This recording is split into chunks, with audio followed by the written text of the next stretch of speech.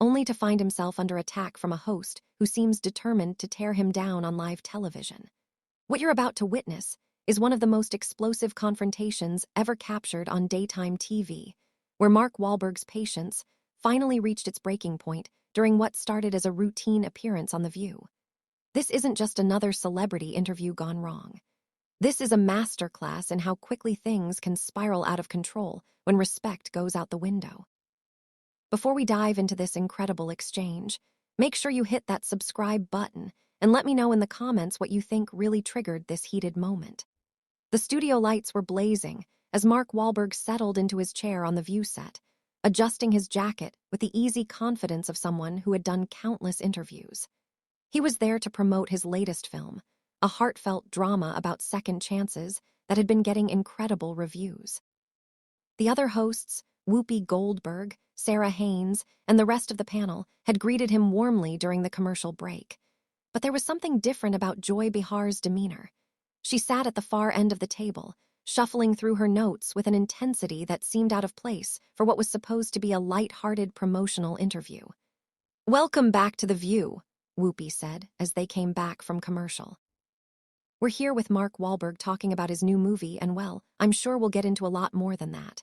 Mark smiled and nodded. "Thanks for having me. It's always great to be here." Joy leaned forward slightly, her pen tapping against her note cards. "Mark, before we talk about the movie, I think we need to address something that's been on a lot of people's minds lately." The shift in tone was immediate and unmistakable. Mark's smile faltered slightly as he turned to face her. "Sure, what's that?" "Your past," Joy said bluntly. "You've built this image as this reformed bad boy, this guy who's turned his life around, but let's be honest about what you really were back then. You weren't just some kid making mistakes." The other hosts exchanged glances. This wasn't in the pre-in notes.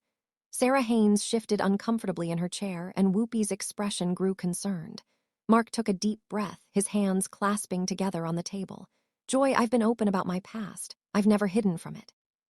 I made serious mistakes as a young man, and I've spent decades trying to make amends and be better." "Make amends?" Joy's voice rose slightly. "You committed hate crimes, Mark. Actual hate crimes. And now you're sitting here in your expensive suit, making millions of dollars, being celebrated as this great guy. Don't you think there's something fundamentally wrong with that picture?" The studio fell silent, except for the hum of the cameras. Mark's jaw tightened, and for a moment it looked like he might get up and walk off the set. Instead, he leaned back in his chair, his voice carefully controlled. "I was charged with assault, Joy, not hate crimes, but you're right. What I did was wrong. It was terrible, and I've never tried to excuse it.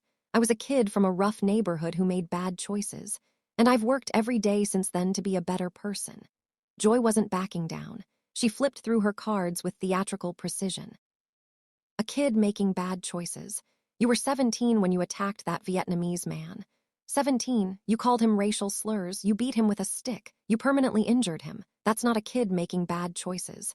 That's a young man committing violent acts motivated by hatred." The tension in the studio was palpable. The audience was dead silent, sensing that something was going very wrong. Whoopi tried to interject. "Maybe we should." "No." Joy cut her off, her finger pointing across the table at Mark. "I'm tired of watching Hollywood rehabilitate people like this. I'm tired of watching society just forgive and forget when the victims never get that luxury. You served 45 days in jail, Mark. 45 days. That man still has vision problems because of what you did to him." Mark's composure was cracking. His face had flushed red, and his hands were now clenched into fists on the table. "You want to talk about that man?"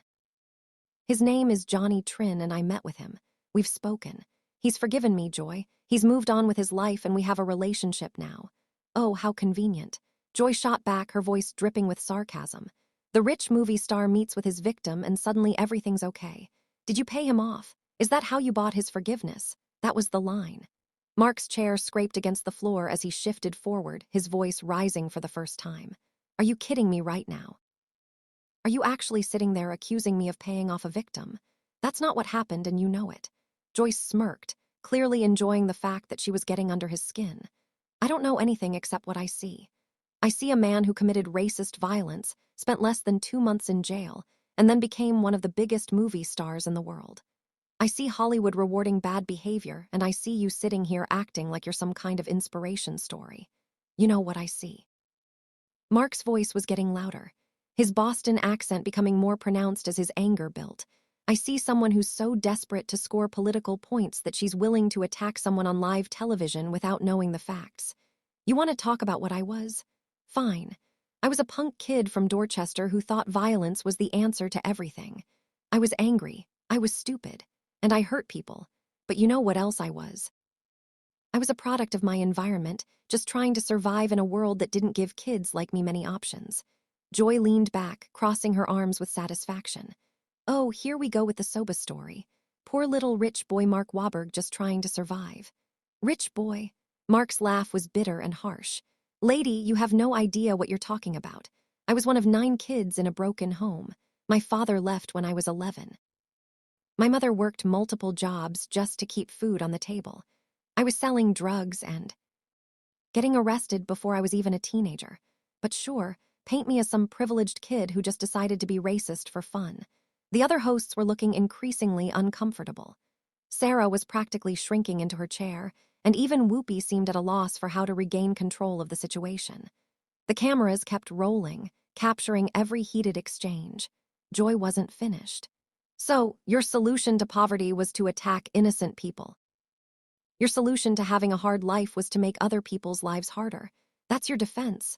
Mark slammed his hand on the table, making everyone jump. It's not a defense, it's context. Something you clearly don't understand. I'm not defending what I did.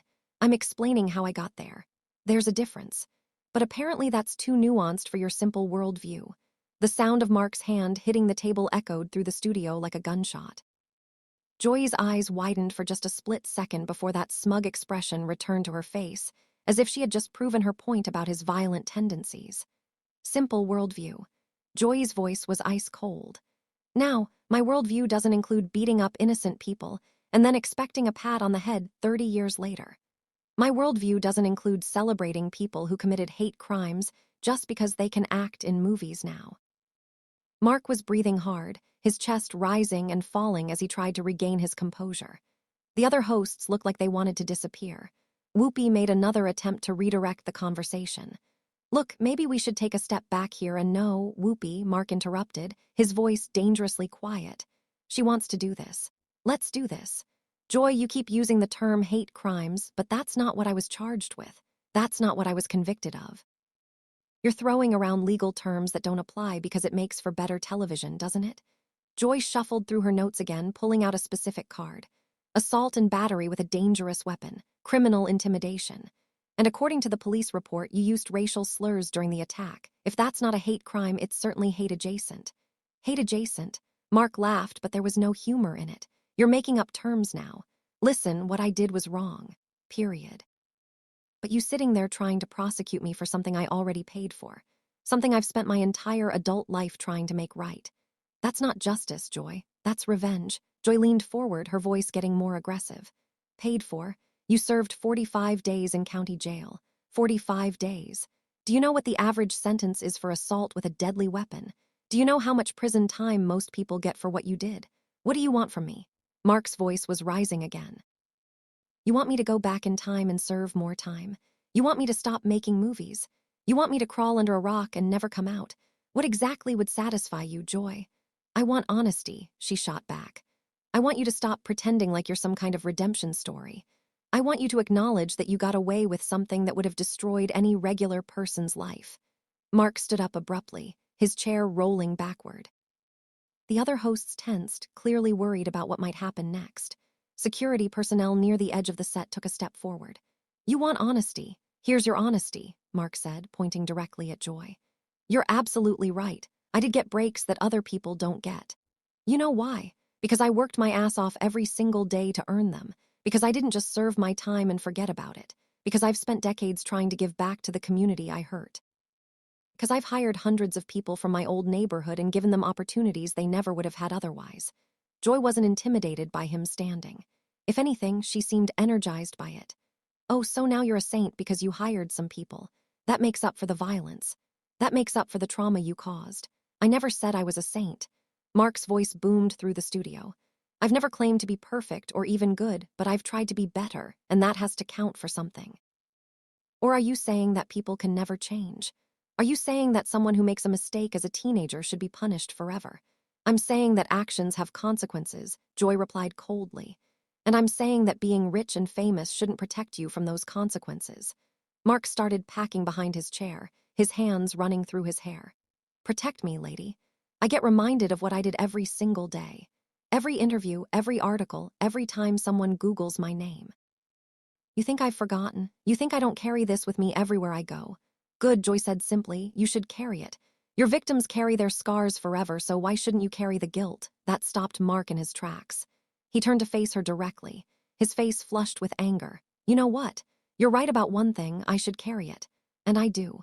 But there's a difference between carrying guilt and being destroyed by it. There's a difference between acknowledging your past and letting it define your entire future. Joy crossed her arms, clearly not backing down. And there's a difference between redemption and just getting lucky. Which one do you think applies to you? I think you've already made up your mind about that, Mark said, his voice getting quieter but more intense. I think you walked into this interview with your agenda already set. You didn't want to hear about my movie. You didn't want to have a conversation about second chances or personal growth. You wanted to ambush me on live television to score points with your audience. Joy's mask finally slipped a little and her voice got defensive. I wanted to hold you accountable for something that everyone else seems willing to just sweep under the rug. Accountable to who? Mark demanded. To you. Who made you the judge and jury of my life? Who gave you the right to decide whether I've done enough to earn forgiveness? The public has that right, Joy shot back. When you put yourself out there as a public figure, when you make millions of dollars based on your image, the public has the right to question that image. Mark sat back down, but he was still visibly agitated, his leg bouncing under the table. The public or just you? Because last I checked, the public has been pretty forgiving. They've supported my movies. They've supported my businesses. They've supported the charities I work with. So maybe this isn't about the public at all. Maybe this is about Joy Behar wanting to take down someone she doesn't like. Don't you dare make this personal. Joy snapped, her professional composure finally cracking. This isn't about me not liking you. This is about principles. This is about not letting people buy their way out of consequences. Buy my way out. Mark's laugh was harsh. You think money erased what I did? You think success magically made it okay? Every single day I wake up knowing that I hurt someone. Every single day I try to do something positive to balance out that negative. That's not buying my way out. That's called living with responsibility. Sarah Haynes finally found her voice, trying desperately to redirect the conversation. Mark, maybe you could tell us about some of the charitable work you do. No, Joy interrupted sharply. We're not done here. I want to know why you think your charitable work somehow absolves you of your crimes. Mark's eyes flashed with renewed anger. I never said it absolves me of anything, but you're sitting there acting like I've done nothing but coast on my past mistakes. You're ignoring everything I've tried to do to make things right. Because it's not enough, Joy said bluntly. It's never going to be enough. You can build 1,000 schools. You can hire 1,000,000 people, but that man still can't see properly out of one eye because of what you did to him. The studio fell completely silent. Even the camera operators seemed to be holding their breath. Mark stared at Joy for a long moment, his jaw working as he tried to control his temper. The silence stretched on for what felt like an eternity. Mark's face had gone from red to pale, and his hands were trembling slightly as he processed Joy's words about the permanent damage to his victim's eye. When he finally spoke, his voice was barely above a whisper, but it carried more weight than all his previous shouting. You know what the difference is between you and me, Joy? Mark said, his eyes never leaving hers. I know I'm not a good person. I've never pretended to be. But you sit there with your moral superiority, tearing people down on television, and you think that makes you righteous. Joy opened her mouth to respond, but Mark held up a hand, his voice growing stronger. No, you've had your turn to talk. Now it's mine. You want to know about that man's eye? You want to know about the damage I caused? I think about it every single day. I see his face in my nightmares. But you know what else I know? I know that he and I have found a way to move forward together, something you clearly can't understand. Joy's expression had hardened again. Move forward. Is that what you call it when you meet with your victim for a photo opportunity? Photo opportunity. Mark's voice exploded through the studio again. Are you out of your mind? There were no cameras when I met with Johnny Trin. There were no reporters, no publicists, no nothing. It was just two human beings trying to heal from something terrible that happened decades ago. He stood up again, but this time his movements were more controlled, more deliberate.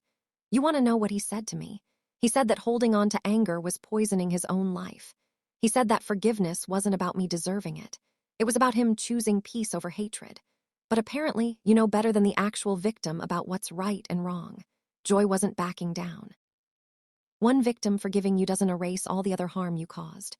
What about the other people you attacked? What about the broader community you terrorized? Mark's laugh was bitter and exhausted. Terrorized? You're really going to sit there and act like I was some kind of serial killer? I was a screwed-up kid who got in fights. I wasn't running some campaign of terror against entire communities.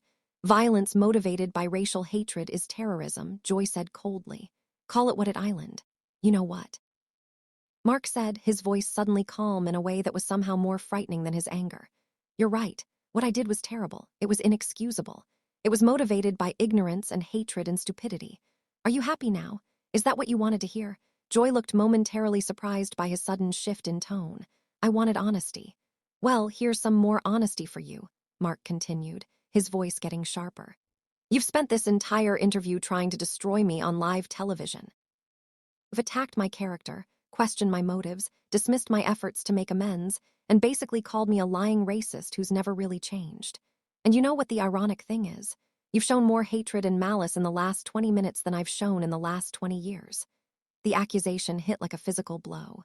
Joy's face flushed red, and for the first time in the interview, she looked genuinely shaken. How dare you compare what I'm doing to what you did? I'm holding you accountable. No, Mark said, pointing at her again. You're bullying me. There's a difference. Accountability would be asking tough questions and actually listening to the answers. What you're doing is just public humiliation for your own entertainment. Joy stood up now, matching his posture. I don't have to listen to this from someone who what? Mark interrupted. Who made mistakes, who's tried to do better, who's actually taken responsibility for his actions instead of just pointing fingers at other people. Yeah, you're right. You don't have to listen to that. Whoopi finally found her voice again, desperation clear in her tone. Okay, I think we need to take a commercial break. No, both Mark and Joy said simultaneously, then glared at each other. Mark continued, his voice rising to a crescendo. You want to know what really bothers me about this, Joy? It's not that you're bringing up my past. It's not that you're asking hard questions. It's that you're doing it with such obvious glee. You're enjoying this. You're getting off on trying to make me look bad on television. Joy's voice was shaking with rage now. I'm trying to make sure that people understand that actions have consequences, that you can't just consequences. Mark exploded. Lady, I've been dealing with the consequences of my actions for 30 years.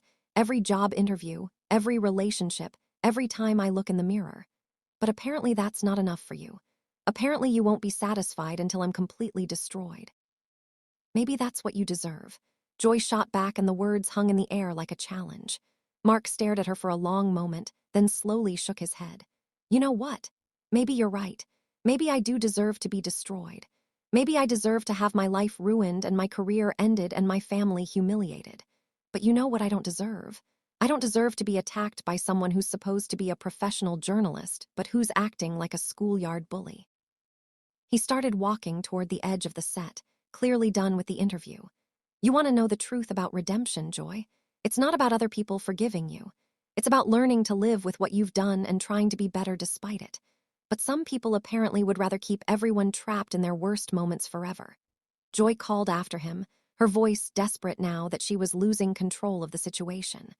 Running away doesn't change what you did. Mark stopped and turned back, his voice carrying across the studio with crystal clarity. I'm not running away from what I did. I'm running away from what you're doing. There's a difference, but I don't expect you to understand it. Security moved closer as the tension reached its peak. The other hosts looked mortified. The audience was completely silent, and the cameras captured every moment of the breakdown.